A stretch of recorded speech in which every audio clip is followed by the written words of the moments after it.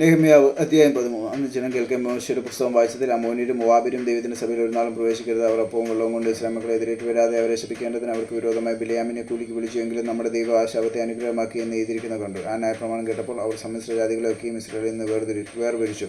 അതിനു മുമ്പേ തന്നെ നമ്മുടെ ദൈവത്തിൻ്റെ ആലയത്തിൽ ആറുകൾക്ക് മേൽവിചാരകനായി നിയമിക്കപ്പെട്ടിരുന്ന എല്യാശീബ് പുരോഹിതൻ തോബിയാവിൻ്റെ ബന്ധുവായിരുന്നതിനാൽ അവനൊരു വലിയ ആറ ഒരുക്കി കൊടുത്തിരുന്നു. മുമ്പേ അവിടെ ഭോജനയാകും, കുതിരക്ക് ഉപകരണങ്ങൾ എന്നിവയും ലേവ്യർക്കും സംഗീതക്കാർക്കും വാതിൽക്കാവർക്കാർക്കും വേണ്ടി നിയമിച്ച ധാന്യം, വീഞ്ഞ്, എണ്ണ എന്നിവയുടെ ദശാംശവും പുരോഹിതന്മാർക്കുള്ള ഉദരചാർപ്പണങ്ങളും വെച്ചിരുന്നു. ഈ കാലത്തൊക്കെ ഞാൻ യെരൂശലേമിൽ ഉണ്ടായിരുന്നില്ല. ബാബേൽ രാജാവായ അർത്തഹ്ഷഷ്ടാവിൻ്റെ 32-ാം ആണ്ടിൽ ഞാൻ രാജാവിൻ്റെ അടുക്കൽ പോയിരുന്നു. കുറേ നാൾ കഴിഞ്ഞിട്ട് ഞാൻ രാജാവിനോട് അനുവാദം വാങ്ങി യെരൂശലേമിലേക്ക് വന്നാറേ എല്യാശീബ് തോബിയാവിന് ദേവാലയത്തിൻ്റെ പ്രാകാരങ്ങളിൽ ഒരു അറ ഇറക്കി കൊടുത്തതിനാൽ ചെയ്ത ദോഷം ഞാൻ അറിഞ്ഞു. അതെനിക്ക് അത്യന്തം വ്യസനമായതുകൊണ്ട് ഞാൻ തോബിയാവിൻ്റെ വീട്ടിൽ സാമാനമൊക്കെയും അറയിൽ നിന്ന് പുറത്ത് എറിഞ്ഞു കളഞ്ഞു.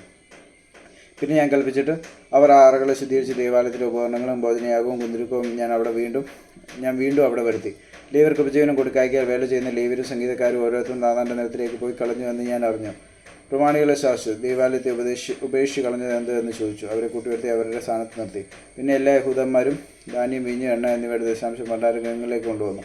ഞാൻ ശെലമ്യ പുരോഹിതനെയും സാദോക്ക് ശാസ്ത്രിയെയും ലേവ്യരെയും പെദായാവെയും ഇവർക്ക് സഹായിയായിട്ട് മത്തന്യാവിൻ്റെ മകനായ സക്കൂവിൻ്റെ ഹനാനെയും ഭണ്ഡാരഗൃഹങ്ങളുടെ മേൽവിചാരകന്മാരെ നിയമിച്ചു. അവർ വിശ്വസ്തരെന്ന് എണ്ണിയിരുന്നു. തങ്ങളുടെ സഹോദരന്മാർക്ക് പങ്കിട്ട് കൊടുക്കുന്നതായിരുന്നു അവരുടെ ഉദ്യോഗം. എൻ്റെ ദൈവമേ, ഇതെനിക്കായി ഓർക്കണമേ. ഞാൻ എൻ്റെ ദൈവത്തിൻ്റെ ആലയത്തിനും അതിൻ്റെ ശുശ്രൂഷയ്ക്കും വേണ്ടി ചെയ്ത് എൻ്റെ സൽപ്രവൃത്തികളെ മായ്ച്ചു കളയരുത്. ആ കാലത്ത് യഹൂദയിൽ ചില ശബത്തിൽ മുന്തിരിച്ചക്ക് ഔട്ടുന്നതും കറ്റ കൊണ്ടുവരുന്നതും കഴുതപ്പുറത്ത് ചുമട് കയറ്റുന്നതും ശബത്തിൽ വീഞ്ഞും മുന്തിരിപ്പഴം അത്തിപ്പഴം മുതലായ ചുമടെല്ലാം യെരൂശലേമിലേക്ക് ചുമന്നുകൊണ്ട് വരുന്നതും കണ്ടു. അവർ ഭക്ഷണസാധനം വിളിക്കുന്ന ദിവസത്തിൽ ഞാൻ അവരെ പ്രബോധിപ്പിച്ചു. സൂര്യരും അവിടെ പാർത്ത മത്സ്യവും മറ്റ് ചരക്കും കൊണ്ടുവന്ന ശബത്തിൽ യഹൂദിയർക്കും യെരൂശലേമിലും വിറ്റുപോകുന്നു. അതുകൊണ്ട് ഞാൻ യഹൂദ ശ്രേഷ്ഠന്മാരെ ശാസിച്ചു. നിങ്ങൾ ശബത്ത് നാൾ ഇഷ്ടമാക്കി ഇങ്ങനെ ദോഷം ചെയ്യുന്നുണ്ട്. നിങ്ങളുടെ പിതാക്കന്മാർ ഇങ്ങനെ ചെയ്തതിനാലല്ലോ നമ്മുടെ ദൈവം നമ്മുടെ മേലും ഈ നഗരത്തിന്മേലും ഈ അനർത്ഥമൊക്കെയും വരുത്തിയിരിക്കുന്നത്.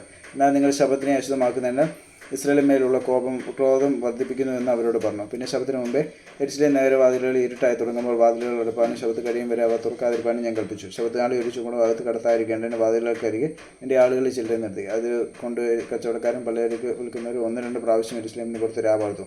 ആകയാൽ ഞാൻ അവരെ പ്രബോധിപ്പിച്ചു. നിങ്ങൾ മതിലിനരികെ രാപാർക്കുന്നുണ്ട്. നിങ്ങൾ ഇനിയും അങ്ങനെ ചെയ്താൽ ഞാൻ നിങ്ങളെ പിടിക്കുമെന്ന് അവരോട് പറഞ്ഞു. ആ കാലം മുതൽ അവർ ശബത്തിൽ വരാതിരുന്നു.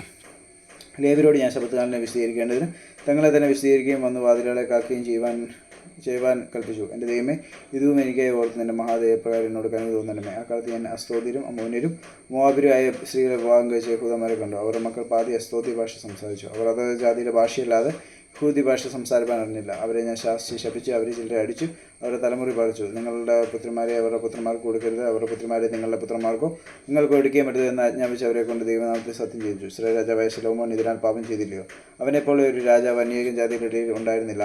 അവൻ തൻ്റെ ദൈവത്തിന് പ്രിയനായിരുന്നതിനാൽ ദൈവം അവനെ എല്ലാ ഇസ്രായേലിനും രാജാവാക്കിയെങ്കിലും അവനെ അന്യാധികാരത്തികളായ ഭാര്യമാർ വശീകരിച്ച് പാപം ചെയ്യിച്ചുള്ളൂ. നിങ്ങൾ അന്യാധികാരത്തിൻ്റെ ഭാഗം കഴിക്കുന്നതിനാൽ നമ്മുടെ ദൈവത്തോട് ദ്രോഹിക്കേണ്ടതിന് ഈ വലിയ ദോഷമൊക്കെയും ചെയ്യുവാൻ തക്കവണ്ണം ഞങ്ങൾ നിങ്ങളെ സമ്മതിക്കുമെന്ന് പറഞ്ഞു. യോയാദയുടെ പുത്രന്മാരിൽ മഹാപുരോഹിതനായ എല്യാശീബിൻ്റെ മകൻ ഹോരോന്യനായ സൻബലത്തിൻ്റെ മരുമകനായിരുന്നു. അതുകൊണ്ട് ഞാൻ അവനെ എൻ്റെ അടുക്കൽ നിന്ന് ഓടിച്ചു കളഞ്ഞു. എൻ്റെ ദൈവമേ, അവർ പൗരോഹിത്യത്തിൻ്റെയും ലേവ്യരുടെയും നിയമത്തെ മലിനമാക്കിയിരിക്കുന്ന അവർക്ക് കണക്കിടണമേ. ഇങ്ങനെ ഞാൻ അന്യമായതൊക്കെ നീക്കി അവരെ ശുദ്ധീകരിക്കുകയും പുരോഹിതന്മാർക്കും ലേവ്യർക്കും ഓരോരുത്തരും താന്താൻ്റെ വേലയിൽ ശുശ്രൂഷ ക്രമവും നിശ്ചിത സമയങ്ങൾക്ക് വിറക് ഒരുപാടും ആദിഫലവും നിയമിക്കുകയും ചെയ്തു. എൻ്റെ ദൈവമേ, ഇത് എനിക്ക് നന്മയ്ക്കായിട്ട് ഓർക്കണമേ.